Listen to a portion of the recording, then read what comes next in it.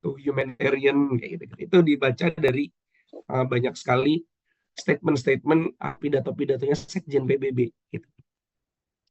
Ini ada linknya juga kalau mau dicoba lihat di situ. Pelajari UN competency skill. Nah, yang paling penting juga adalah belajar bagaimana hiring manualnya. Ini UN saking transparannya, kriteria untuk merekrut orang itu dia publish. Sebetulnya apa sih yang dicari dari orang itu? Nah, ini hari ini nomor. Ya, dari saya cuman segitu aja. Mungkin kita bisa diskusi kalau masih ada waktu.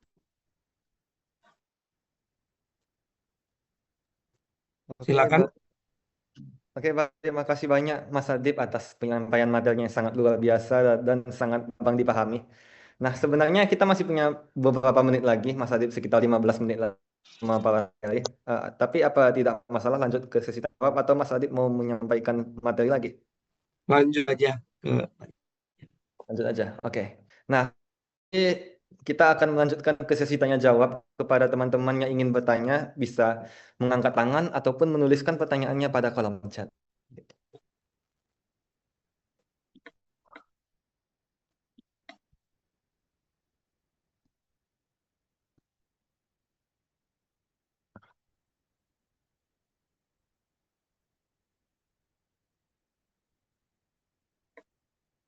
ya, silakan Mbak Kinanti. Baik, terima kasih Mas Adib sama Rehan. Ini sebenarnya pertanyaan dari salah satu dosen HI Unri juga. Cuman beliau lagi in the middle of something, jadi dia tidak bisa menanyakan langsung dan menitipkan pertanyaan ke saya. Nah, jadi beliau nanya nih, gimana kalau Inspira gak ada di kampus kita? Gimana ya Pak kira-kira kalau Inspira yang tadi Bapak sebutkan tidak ada di kampus kami ataupun kita? Itu sih Pak pertanyaan dari beliau. Maksudnya inspiranya tidak menyebutkan Universitas Riau gitu. Iya Pak, benar. Maksudnya gimana? Oh, itu nggak apa-apa nanti disebutkan aja di dalam, ditulis aja gitu, nggak perlu dipilih, tapi ditulis aja. Ya, itu masih bisa kok. Gitu. Terus coba saya cek dulu ya, nggak ada dong seharusnya. Oke, terus soalnya yang swasta gitu masih ada. Jadi maksudnya pertanyaannya adalah kalau Inspira itu tidak ada opsi Universitas Riau gitu. Iya Pak. Itu pertanyaannya. Iya Pak. Oke, nanti kita cek ya. Tapi setahu saya pasti ada sih. Oke, Pak. Terima kasih Pak. Selanjutnya. Oke, terima kasih Kinas pertanyaannya. Kepada Cuk Jumaidah dipersilakan.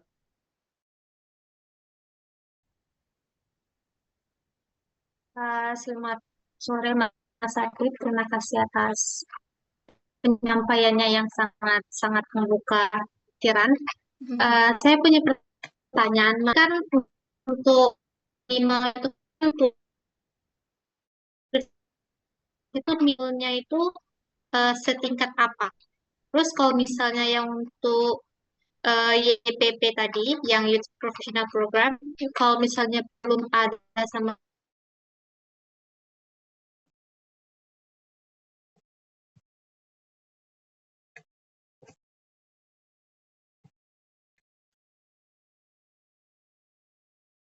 mungkin ya, saya udah dapat, sudah saya dapatkan ininya poinnya.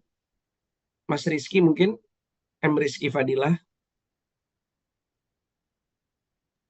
Halo, selamat pagi Mas. Apa suara saya bisa terdengar? Terdengar. Oke, baik. Sebelumnya saya ingin mengucapkan terima kasih untuk Mas Adit dan juga moderator kita yang luar biasa hari ini, ada Mas Rehan. Untuk dari pertanyaan saya sendiri, tadi saya cukup tertarik dengan jumlah orang Indonesia yang ada di PBB itu kan baru 730. Dan sebenarnya teman saya, salah satu dia penulis lepas, pernah juga keterima dalam program kalau nggak salah volunteer PBB. Jadi setiap minggu itu dia bakal ngirimin sebuah tulisan bebas dalam bahasa Inggris ke PBB gitu. Cuman tulisannya tuh nggak pernah dikirim sama dia. Jadi program itu nggak pernah dilanjutin. Mungkin saya sedikit ingin bertanya untuk lowongan tersebut kepada Mas. Kalau misalnya mungkin Mas tahu dalam PBB sendiri, kalau misalnya untuk penulisan yang diperlukan oleh PBB itu gimana sih sebenarnya kalau misalnya kita pengen ngirim tulisan atau kita pengen jadi bagian dari orang-orang yang menulis untuk PBB? Itu pertanyaan saya yang pertama. Dan yang kedua, pertanyaan saya untuk kursi sendiri dalam orang-orang yang mengisi PBB, tadi Indonesia ada 730 ya. Menurut Mas sendiri dari nilai-nilai yang ada integritas, profesionalisme, dan juga nilai-nilai kemanusiaan itu, Indonesia kurangnya di mana sih Mas? Kalau dari temuan Mas selama ini, mungkin bisa jadi bahan pelajaran untuk kami semua juga ya Mas. Terima kasih. Baik. Mas Ardana, silakan. Oh ya, baik. Terima kasih atas kesempatannya. Sebelumnya, terima kasih banyak kepada PCD yang memberikan sebuah apa namanya sumber kepada saya untuk lebih lagi mengulik-ngulik dari rekrutmen PBB ini. Sebelumnya juga terima kasih kepada moderator dan juga pemateri Pak Adib Zaidani. Saya yang ingin tanyakan adalah mungkin terlalu basic tapi nggak apa-apa. Jadi sekiranya bagaimana sih untuk kita mahasiswa-mahasiswa yang terutama saya masih semester 6 ini mempersiapkan nantinya agar bisa syukur-syukur lolos di PBB. Lalu yang kedua mungkin bagaimana sih Pak kira-kira tips-tips dari wawancara tersebut gitu. Misalkan ada indikator-indikator dari pewawancara untuk nantinya ditanyakan dan kiranya jawaban-jawaban apa yang seharusnya dihindari begitu untuk nantinya di wawancara tersebut. Oke, terima kasih Mas. Mas Rehan, Terima kasih. mau nanya juga? Silakan. Oke, terima kasih atas kesempatannya, Mas. Ya, walaupun moderator, saya juga penasaran juga ya sama salah satu program yang sangat menarik, yaitu YPP, Youth Professional Program ini. Karena ya itu merupakan kesempatan yang sangat luar biasa untuk punya karir yang melejit. Nah, ya tentu saja untuk mencapai hal yang seenak itu kan butuh effort yang luar biasa. Tadi Mas juga udah sebutin kalau itu lumayan sulit proses rekrutmennya. Nah, yang menjadi pertanyaan saya adalah kalau misalnya semua kandidat melakukan semua tips-tips yang udah diberikan tadi kan, gimana caranya supaya kita bisa makin outstanding lagi sehingga peluang kita masuk itu lebih besar. Sekian, terima kasih. Oke, terima kasih. Saya jawab pertama dulu ke Mbak Cut Jumaida ya. Pertama, bahasa Inggrisnya harus sebagus apa?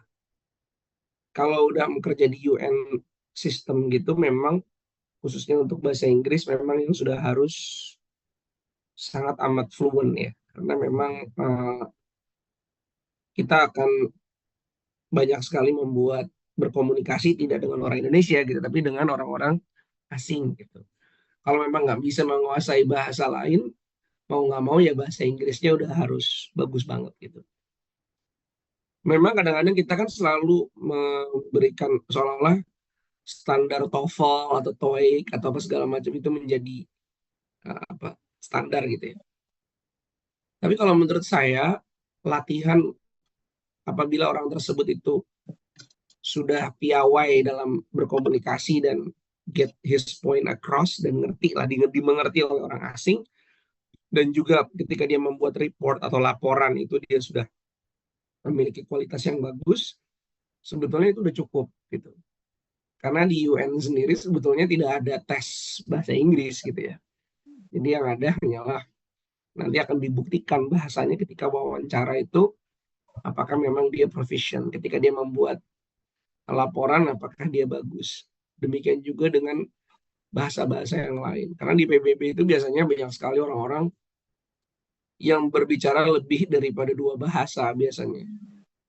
Seperti Perancis dan Spanyol. Karena biasanya transisi dari Spanyol ke Perancis itu biasanya lebih gampang. Karena grammarnya hampir sama, cuman pronunciation-nya aja yang beda. Arab itu termasuk bahasa yang langka ya di UN ya. Dan kerjaan-kerjaan terkait Arabic country itu banyak banget. Karena banyak sekali yang kita ketahui konflik-konflik di Timur Tengah ya. Jadi kalau misalnya bisa berbahasa Arab, itu sebetulnya sangat sangat sangat memudahkan kita untuk mendapatkan posisi gitu. Demikian juga kalau bahasa Rusia dan juga bahasa Spanyol. Mandarin untuk hal-hal yang akan sangat thriving, akan sangat bagus bagi kita untuk bisa belajar bahasa Mandarin, terutama di area-area di PBB yang terkait dengan ekonomi gitu. Karena hampir semua isu mengenai perekonomian di UN itu seperti di United Nation UN Desa tuh, jadi mengenai jadi ada departemen di PBB yang khusus mengurusi masalah ekonomi dan sosial. UN Desa itu chief bos tertingginya orang dari RRT, dari Tiongkok gitu. Jadi bahasa Mandarin jadi lebih enak gitu ya, lebih bagus. Jadi makanya memang ini saya mau cerita juga ya, banyak lulusan HI di luar negeri itu, terutama di Harvard Kennedy School, terus di Columbia itu, dari awal dia tahu dia masuk ke sekolah HI, dari awal itu pula dia punya waktu 4 tahun untuk memperbanyak linguistic skill. Jadi memang skill utama yang harus dimiliki oleh calon-calon diplomat ini gitu ya, baik diplomat UN maupun diplomat dimanapun, memang harus bahasa gitu, bahasa baik Inggris maupun Inggrisnya udah pasti, tapi yang lain juga harus bagus. Jadi pertanyaan yang Mbak Cut tadi, sebagus apa? Sebagus mungkin gitu. Jadi sebagus mungkin sampai ketika wawancara itu impresif gitu ya. Karena kan beda gitu ya. Kalau kita di Indonesia itu ada tuh kalau ujian BUMN, nggak tahu udah ada yang pernah ikut apa belum. Itu ada 2 ujian yang menjadi momok ya. Pertama tes potensi akademik ya, yang hitung-hitung, sama satunya lagi tes wawasan mengenai sejarah gitu, civic gitu. Itu yang mematikan semua banyak aplikan ya di Indonesia. Nah, kalau di UN itu memang disesuaikan. Kalau memang pekerjaannya adalah terkait dengan yang terkait dengan HI, ya nggak ada itu ujian-ujian itu. Jadi kita fokus apa yang kita bisa aja gitu. Yang memang, tapi saya menyarankan banget memang sebisa mungkin mempelajari bahasa ya. Kan sekarang di YouTube juga udah banyak free courses dan segala macam. Jadi gitu Mbak Cut, sebaik mungkin, sebagus mungkin diasah gitu. Kalau menurut saya seperti itu. Ya kalau meminta skor ya at least 600 sih. Kalau saya, kalau di TOEFL ya. Mungkin. Itu aja menurut saya belum jaminan orang bisa berbahasa dengan baik. Nah kemudian Mas Rizky Fadilah tadi menulis. Nah Mas, memang di UN itu ada volunteer yang memang menulis gitu. Jadi dilihat pekerjaannya apa gitu ya. Jadi bukan UN itu membuka untuk menerima tulisan kita terus-menerus gitu, artikel ya. Jadi ada lowongan-lowongan yang memang Mas akan diminta menjadi freelance writer. Jadi coba cek di careers.un.org atau cari di UN Jobs, itu ada sebagai freelance writer, sebagai contributor ke portal PBB misal segala macam. Nah, itu banyak juga yang bisa dilihat. Jadi tidak tergantung daripada pekerjaannya. Kalau menurut saya, kalau menulis terus mengirimkan ke UN tanpa ada permintaan ya kurang pas gitu kalau menurut saya. Nah, kemudian jadi pertanyaan keduanya apa Mas Rizky? Oke, Bismillahirrahmanirrahim. Apa suara saya terdengar, Mas? Terdengar. Oke. Dari data yang Mas tunjukin tadi, di Indonesia ada 730 orang kan yang ada di di PBB. Dan tadi Mas juga menyinggung soal nilai-nilai yang sangat berkaitan erat di PBB, ada integritas, profesionalisme, dan juga nilai-nilai kemanusiaan. Kalau dari hasil kurangnya di mana gitu ya? Ya, kalau Indonesia kurangnya mungkin di mana menurut Mas gitu, supaya bisa jadi bahan evaluasi kami juga kan. Terima kasih Mas. Ya. 2 hal. 1, kenapa dikit bukan karena kita nggak bisa atau nggak tahu, nggak bisa mengerjakan soal-soal itu atau nggak bisa lulus, karena yang apply sedikit. Sekarang saya jujur aja dan nanya sama teman-teman yang di sini. Sebelum ada acara ini, tahu nggak ada lowongan-lowongan ini? Nggak secara familiar kan ya, karena banyak sekali lulusan-lulusan HI itu yang nggak tahu. Jadi memang yang apply sedikit Mas Rizky. Jadi bukan karena nggak mampu gitu. Kedua, nilai-nilai UN itu kadang-kadang orang Indonesia itu kurang paham ada suatu nilai internasional, nilai universal. Padahal kita lulusan HI nih. Kan banyak sekali ya nilai-nilai yang ada di PBB itu seperti non-discriminatory, terus kemudian leave no one behind, semua values-values yang ada dalam SDGs. Nah, itu memang kita harus familiar di situ. Fair trade, terus kemudian human rights in business. Jadi itu nilai-nilai yang selama ini di-prescribe oleh PBB. Dan itu memang kita harus mau nggak mau familiar. Meskipun banyak daripada nilai-nilai itu mungkin tidak terlalu cocok di Indonesia, quote-unquote, dianggap kurang cocok. Gitu. Karena kalau kita kan di Indonesia itu banyak sekali ya nilai-nilai Asia Timur gitu ya, apa ketimuran, apa segala macam yang ya gampang lah contoh kayak gini. Ketika leadership ditanya sebagai pemimpin ya, kamu punya orang staff yang tiba-tiba dia harus melahirkan. Tapi nilai produktivitasnya rendah karena dia hamil. Apa yang harus kamu lakukan? Ini kalau di Indonesia, kalau di Jepang nih jawab kayak gitu, dia akan jawab ya udah resikonya dia resign aja, misal kayak gitu. Terus kalau misalnya Indonesia mungkin ya apa namanya? Itu resiko Pak kalau misalnya hamil ya hal-hal kayak gini itu kan tidak mengangkat unsur-unsur kemanusiaan. Nah, kalau di PBB nggak bisa kayak begitu. Setiap concern daripada orang-orang itu harus betul-betul misalnya kerja dari jam 5 gitu. Kalau udah dari jam 5 itu di UN itu sangat nggak boleh membawa pekerjaan pulang ke rumah misalnya kayak gitu. Ada beberapa kantor yang strict banget kayak gitu. Dan juga misalnya bos itu marah-marah ke bawahan. Gitu. Apalagi menggunakan kata-kata kasar. Itu udah violence, apa namanya, harassment kepada orang lain. Nah, itu udah nggak boleh. Jadi di UN hal-hal kecil kayak gitu aja yang sifatnya skenario gitu. Kadang-kadang orang Indonesia harus belajar untuk familiar aja gitu dengan itu. Tapi kebanyakan kenapa orang Indonesia dikit? Karena dikit yang apply. Bayangin aja orang dari Afghanistan tadi ada 2000-an. Padahal itu negara kecil banget, masa negara kecil ada 2000, kita 240 juta orang, 275 juta orang, masa kita cuma 730 kan itu aneh gitu ya. Siap. Nah, udah menjawab belum Mas?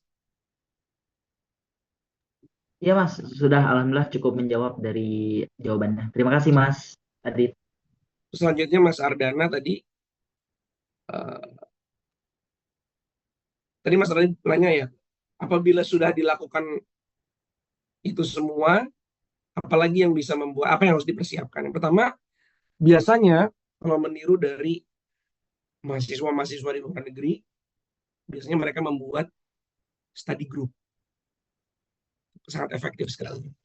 Biasanya kalau misalnya di Jepang itu, di Keio University, mereka bikin yang namanya Kasumikai. Jadi, kalau bahasa Jepangnya Kasumikai itu kan the army of government gitu ya. Jadi dia belajar, dia drilling soal-soal UN yang selama ini ada, latihan bareng-bareng. Jadi memang yang penting tuh motorik ya. Lama-lama terbiasa nulis. Kita tahu apa aja patternnya, tapi kalau itu tidak terlatih, maka sulit nanti keluar pas lagi ujian gitu. Jadi memang kebanyakan orang-orang itu berkumpul buat study group ya, cari bahan di internet bareng-bareng gitu ya. Kalau perlu PCD mengundang ada tuh PCD nanti coba mengundang UN Human Resources Workforce ada tuh. Jadi mengundang dari UN yang di Jakarta untuk ngomong mengenai hal kayak gini tapi lebih detail lagi. Tadi pertanyaan-pertanyaan seperti yang Mbak Aki nanti sampaikan, ini Universitas Riau gimana ya? Gitu kan. Itu tanya ke mereka. Terus minta kira-kira soal-soalnya gimana dan segala macam. Itu di-drill terus-menerus sampai jadi bisa. Tadi kan pertanyaannya juga ada yang tanya, itu kalau dilakukan itu semua orang melakukan hal yang sama, kok nanti gimana? Apa yang membuat kita lebih unggul? Gitu. Pertama tentunya inherent skill ya. Tadi bahasa, language, analytical skill gitu ya. yang kita punya diri sendiri itu menentukan. Kedua adalah tadi motorik. Ketika sering ngedrill soal-soal yang dibutuhkan di PBB, gimana latihan wawancara di depan teman-teman yang like-minded ya. Misalnya buatlah simulasi, misalnya dari PCD membuat simulasi. Ayo kita latihan gimana wawancara dengan UN atau manggil dari UN-nya bikin mock interview gitu misalnya. Interview yang seolah-olah lagi acara itu nggak apa-apa.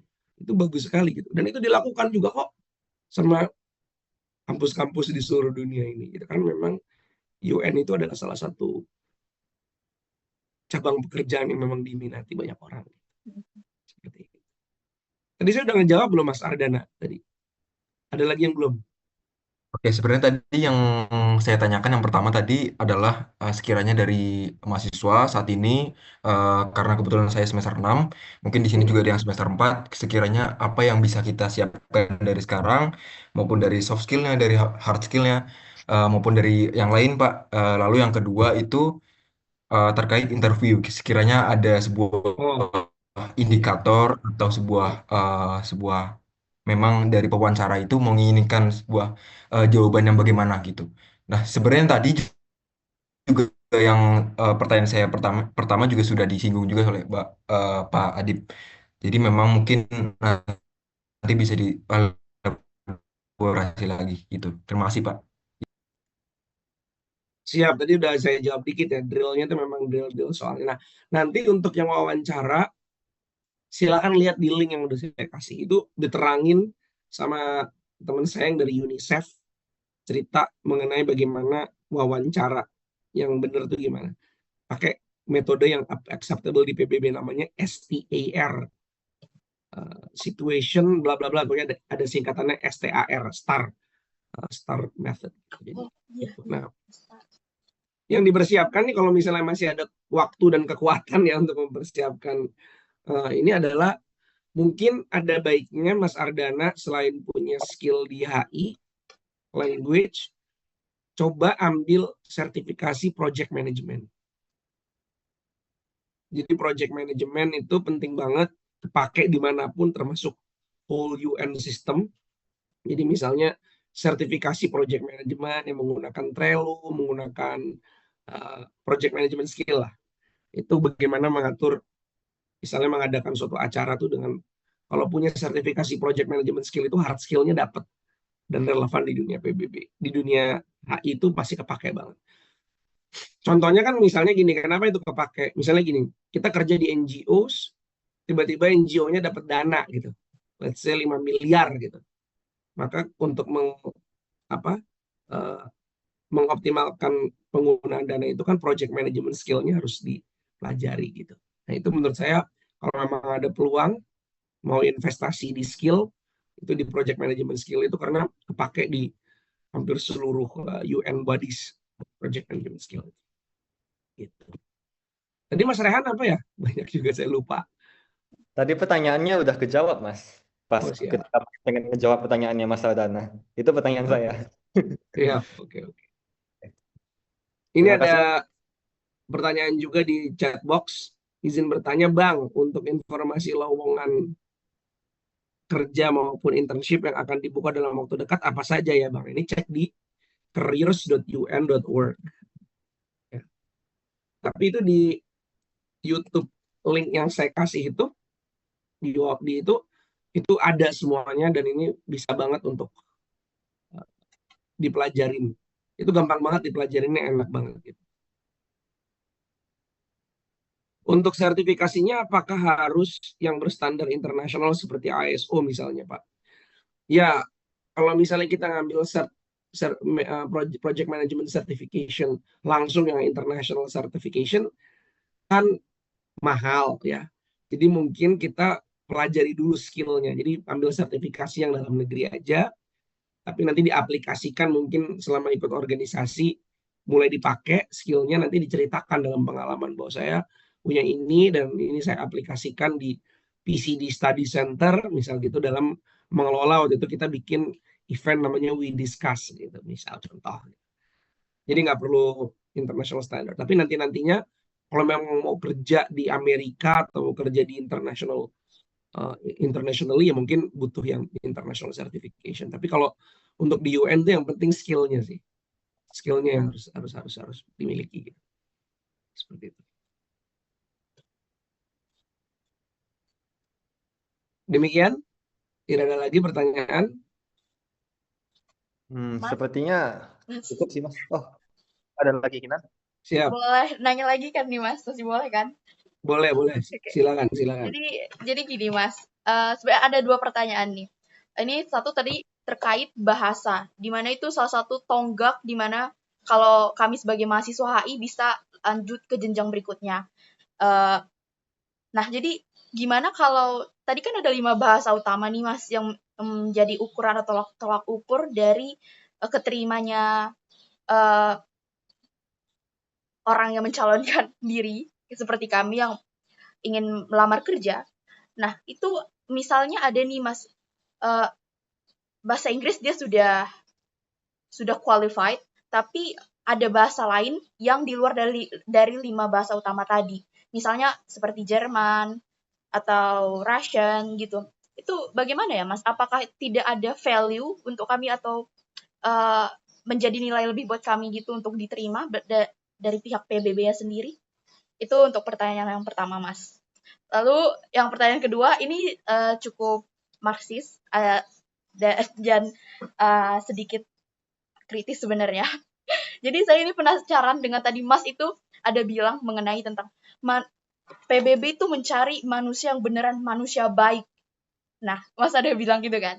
Nah, jadi saya penasaran apakah kita perlu menjadi human pure be kind yang beneran pure kind banget nih, kindness. Nah, jadi dengan tadi Mas mengutip kata-kata tersebut, saya jadi bingung. Sementara beberapa waktu belakangan ini, seperti yang kita lihat, dengan isu-isu problematik yang tengah terjadi di belahan dunia ini, rasanya peran PBB tersebut tidak tersorot ataupun kurang tersorot dengan hal yang tadi, yang human pure beacon tadi.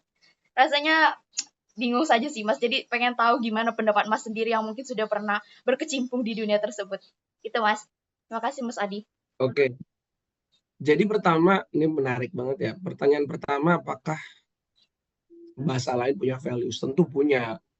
Ya, apalagi kantor UN itu kan nggak mesti di negara-negara itu aja. Kayak misalnya Mbak nanti bisa bahasa Jepang atau bahasa Korea. Sekarang kan orang-orang berminat ya, suka belajar Korea dan segala macam. Dan itu tentu sangat berguna. Misalnya kayak UN Global Compact, itu ada beberapa offices-nya tuh ada di Korea. Tapi 5 bahasa PBB ini memang ternyata adalah di mana banyak sekali konflik terjadi atau permasalahan terjadi di mana PBB itu harus berada gitu ya. Misalnya kayak contoh bahasa Arab gitu. Bahasa Arab itu kalau bisa itu memang nilai strength point yang sangat tinggi gitu. Tapi misalnya bisa bahasa Jerman itu juga bagus gitu. Karena UN offices di Jerman dan itu sangat berguna gini. Kalau saya kan 3,5 tahun, 4 tahun di PBB ya. Punya language proficiency di luar Inggris itu sangat amat berguna. Saya juga nggak bisa tuh bahasa 5 PBB, tapi saya bisa bahasa Jepang. Nah, dalam bahasa Jepang itu berguna bagi saya untuk melobi orang-orang Jepang yang cenderung tertutup. Misalnya orang-orang itu, padahal Jepang itu adalah salah satu negara kontributor atau donatur PBB terbesar. Tapi mereka tuh pelit banget gitu ya dalam memberikan kontribusi. Jadi kita melakukan lobbynya ketika ngomongnya pakai Nihongo Shaberu gitu ya, pakai bahasa Jepang akan lebih ngena gitu kepada mereka dan itu berguna. Dan ini berguna juga buat organisasi. Dan ini baik. Jadi bisa kalau misalnya bisa Jerman ya udah everything related to German missions and European Union. Nanti you can go because you speak very fluent German gitu misalnya gitu. Jadi itu sebetulnya berguna. Cuman untuk many of core jobs yang ada di PBB itu memang kebanyakan 5 language itu ya. Mandarin, Spanish, Russian, Arabic sama Inggris gitu. Tapi Kalau bisa di antara ini, mungkin sebetulnya nilai leverage-nya akan lebih tinggi kalau misalnya menguasai 2 or 3 out of this 5 languages itu. Nah, kedua pertanyaan melihat menjadi orang baik. Nah, PBB itu kan sebetulnya kenapa PBB itu penting untuk suatu negara itu ada di situ? Karena definisi baik itu diperdebatkan setiap hari di PBB. Apa yang baik dan buruk, narasinya itu yang diperdebatkan di PBB. Contoh, apakah Israel menyerang Palestina itu tindakan buruk? Bagi kita semua itu buruk ya, membantai, genosida segala macam. Tapi beberapa orang di PBB maju dengan narasi bahwa itu adalah tindakan pembelaan diri yang telah terakumulasi berpuluh-puluh tahun. Nah, jadi pertarungan antara narasi mana yang akhirnya menjadi definisi baik dan buruk itu, itulah sebetulnya fungsi utamanya PBB. Contoh misalnya LGBTQ. 20 tahun yang lalu, orang kalau dengar LGBTQ bawaannya geli gitu ya. Ansih gitu. Tapi begitu sekarang di UN, LGBTQ menjadi salah satu komunitas yang dilindungi dan menjadi bagian daripada minoritas yang dilindungi haknya. Jadi seperti itu. Jadi